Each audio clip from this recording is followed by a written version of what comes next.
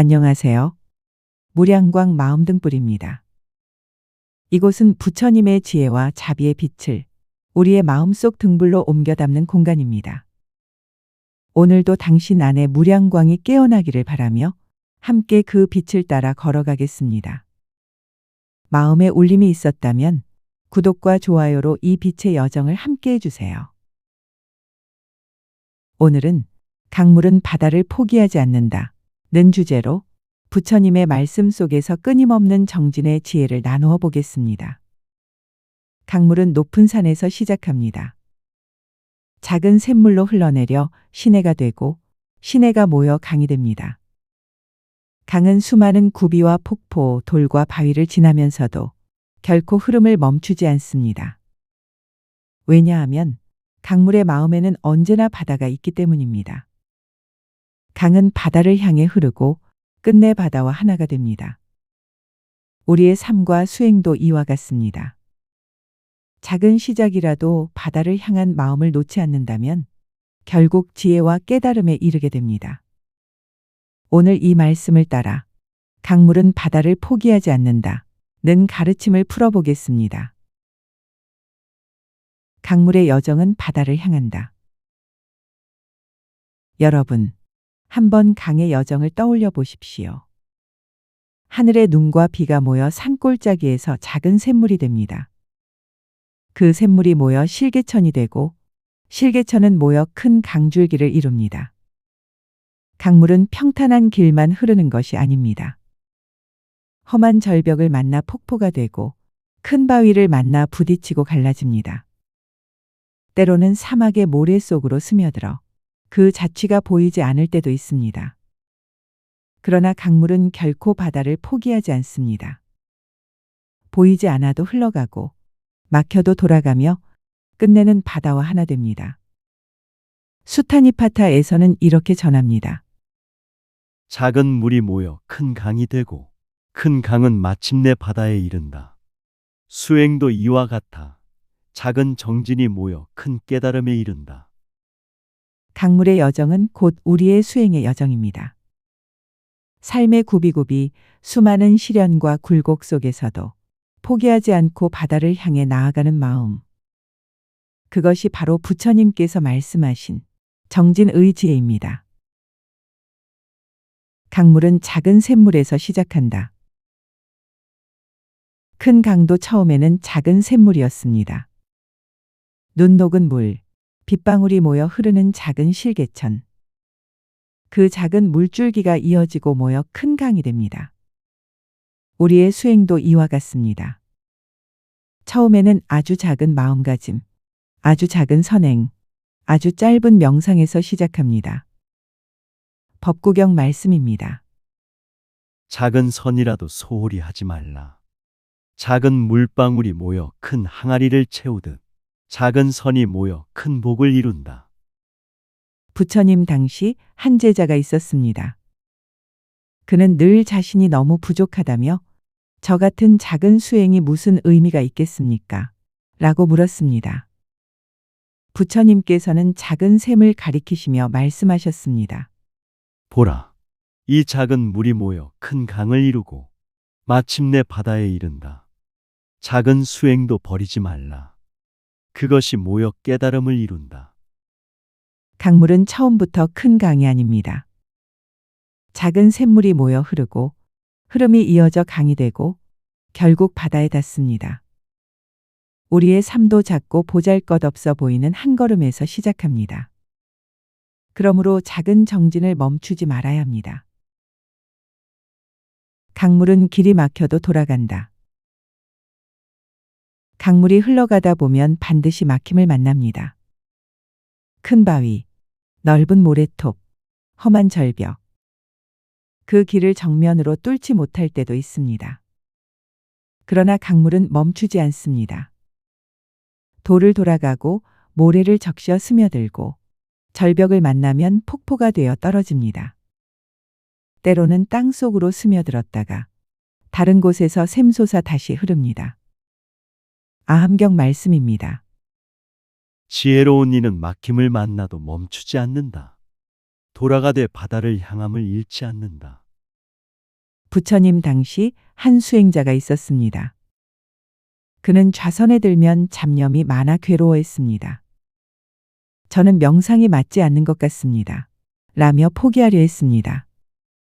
부처님께서는 강을 가리키며 말씀하셨습니다. 보라, 강물은 바위를 만나면 돌아간다. 스며들었다가도 다시 솟아난다. 수행도 이와 같으니 한 길이 막히면 다른 길을 찾아라. 그러나 바다를 향한 마음만은 잃지 말라. 삶은 언제나 장애로 가득합니다. 그러나 막힘은 끝이 아닙니다. 오히려 또 다른 길의 시작입니다. 강물이 포기하지 않듯 우리도 수행과 삶을 결코 포기하지 말아야 합니다. 강물은 때로 천천히, 때로 빠르게 흐른다. 강물은 언제나 같은 속도로 흐르지 않습니다. 어떤 구간에서는 느릿느릿 흘러가고 어떤 구간에서는 폭포처럼 쏟아집니다. 때로는 고요히 호수에 머무르는 듯 보이지만 그 속에서도 바다를 향해 계속 움직이고 있습니다. 우리의 삶도 이와 같습니다. 정진의 길은 늘 빠른 것이 아닙니다. 때로는 더딘 걸음으로, 때로는 치열한 도약으로 그렇게 변화하며 나아갑니다. 수타니파타의 말씀입니다. 느리더라도 멈추지 않으면 이른다. 빠르더라도 방향을 잃으면 도달하지 못한다. 부처님 당시 어떤 제자는 제 수행은 너무 느립니다. 저는 깨달음을 얻지 못할 것 같습니다. 라고 고민했습니다. 그러자 부처님께서 말씀하셨습니다. 강물이 천천히 흘러도 결국 바다에 이른다. 그대의 발걸음이 느려도 멈추지 않는다면 반드시 도달하리라. 정진은 속도의 문제가 아니라 지속성의 문제입니다. 강물이 천천히 흐르든 빠르게 흐르든 결국 바다를 포기하지 않기에 반드시 도달합니다. 강물은 장애를 만나 더 깊어진다. 강물이 바위를 만나면 그 위를 넘지 못합니다. 그러나 그 순간 강물은 더 깊어집니다. 물이 고이고 쌓여 힘을 얻어 결국 바위를 넘거나 돌아갑니다. 삶의 시련도 이와 같습니다. 장애를 만났을 때는 멈춘 듯 보이지만 그 시간은 힘을 모으는 때입니다. 마침내 더 깊어진 마음으로 더 큰 자비와 지혜로 흘러갑니다. 법구경 말씀입니다. 장애를 인내하는 이는 강물이 고여 깊어지듯 마음이 깊어진다. 부처님 당시 한 제자가 있었습니다. 그는 가난하고 몸이 병들어 수행을 이어가기 어려웠습니다. 그러나 포기하지 않고 병든 몸을 이끌고도 꾸준히 참선했습니다. 세월이 흐른 뒤 그는 누구보다 깊은 자비의 마음을 지닌 제자가 되었습니다. 부처님은 그를 칭찬하시며 말씀하셨습니다. 그대의 수행은 강물이 바위에 막혀 더 깊어진 것과 같다. 시련이 있었기에 그대의 마음은 더 넓어지고 더 자비로워졌다. 강물은 장애를 통해 깊어지듯 우리도 시련을 통해 더 단단해집니다. 강물은 흘러가며 생명을 살린다. 강물은 스스로만을 위해 흐르지 않습니다. 흘러가는 길마다 풀을 적시고 동물들에게 마실 물을 주며 사람들에게 삶을 나눕니다. 바다를 향하는 길 속에서 강물은 수많은 생명을 살립니다. 우리의 정진도 이와 같습니다. 내 깨달음을 위한 수행 같아 보여도 그 과정에서 수많은 사람에게 영향을 줍니다. 내가 고요하면 내 주위가 고요해지고 내가 자비로우면 내 주위가 따뜻해집니다. 자바함경 말씀입니다. 스스로를 닦는 이는 남을 닦게 한다. 자신의 마음이 맑아지면 그 곁에 사람도 함께 맑아진다. 부처님은 늘 제자들에게 강조하셨습니다. 그대들이 닦는 수행은 그대만을 위한 것이 아니다. 그대의 한 걸음이 세상을 살리고 그대의 고요가 세상을 맑게 한다. 강물이 흐르며 생명을 살리듯 우리의 정진도 세상을 살립니다. 강물은 바다를 기억한다. 강물이 산에서 출발할 때 그는 아직 바다를 보지 못했습니다. 그러나 강물의 흐름 속에는 이미 바다의 기억이 있습니다. 언제나, 어디서나 바다를 향하고 있습니다. 우리의 마음도 이와 같습니다. 아직 깨달음을 보지 못했어도 우리 안에는 본래의 지혜와 자비가 있습니다. 그것이 바다의 기억처럼 우리를 이끌어갑니다. 법구경 말씀입니다. 마음은 본래 청정하다. 번뇌가 덮을 뿐. 그 근본은 바다와 같다. 부처님은 제자들에게 종종 바다를 비유로 드셨습니다. 강은 끝내 바다로 가듯 마음은 본래의 청정으로 돌아간다. 우리의 수행은 단순히 새로운 것을 얻는 길이 아닙니다. 이미 우리 안에 있는 바다, 본래의 청정을 기억하고 돌아가는 길입니다. 강물은 스스로 길을 만든다. 강물이 흐르다 보면 세상에 이미 길이 나 있는 것만이 아닙니다. 어떤 곳은 전혀 길이 없어 보입니다. 그러나 강물은 멈추지 않습니다. 스스로 돌을 깎고 땅을 파고 흙을 밀어내며 길을 만들어 갑니다. 마찬가지로 우리의 삶도 그렇습니다. 누군가가 열어놓은 길만 걸을 수는 없습니다. 때로는 아무도 가지 않은 길을 가야 할 때가 있습니다. 그때 필요한 것이 바로 정진입니다. 수타니파타의 말씀입니다. 남이 가지 않은 길을 두려워하지 말라. 스스로 길을 내는 이는 마침내 진리에 이른다. 부처님 당시 어떤 젊은 제자가 있었습니다. 그는 늘 다른 제자들과 자신을 비교하며 저는 남들보다 늦고 부족합니다. 라고 말했습니다. 그러자 부처님께서는 강가로 데리고 가서 말씀하셨습니다. 보라, 강물은 남이 낸 길만 따라 흐르지 않는다. 때로는 스스로 길을 만들며 흘러간다. 그대도 마찬가지다. 남과 비교하지 말고 그대의 길을 정진하라. 강물은 스스로 길을 내며 결국 바다에 도달합니다. 우리의 수행도 남의 길을 따라가는 것이 아니라 내 삶의 자리에서 정진하는 길을 만들어 가야 합니다. 강물은 마침내 하나가 된다. 강물은 흘러가는 동안 수많은 다른 물줄기와 만납니다. 작은 시내가 합류하고 또 다른 강이 합쳐지며 점점 더 큰 강이 됩니다.